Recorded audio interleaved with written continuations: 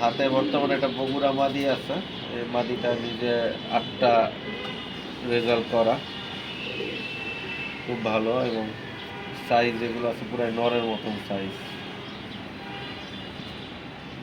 চোখ অনেক স্বচ্ছ, মাজাও ভালো আছে।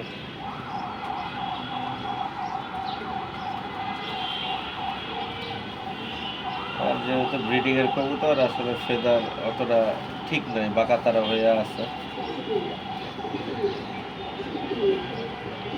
খুব ভালো একটা মাদি। এদের বাচ্চা অলরেডি রেস খেলতেছে, আবার পরের মানে 25 সালের জন্য আবার বাচ্চা দেওয়া হবে। আর মাসেল টাসেল অনেক ভালো, মানে বেলুন মাসেল এক কথা। আর মাজা তো দেখাইছি আপনাদের, মাজা অনেক স্ট্রং দেয়।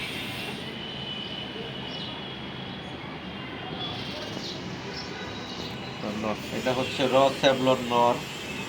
নর্মালি মাজা ব্যাক সাইড অনেক ভালো, স্ট্রং।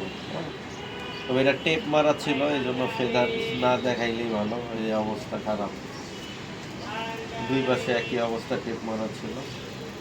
নটটা 19 সালের, 2টা রেজাল্ট করা, 16 হওয়া, আর একটা মানে 10% আছে নাকি? 21 আর 16। আচ্ছা,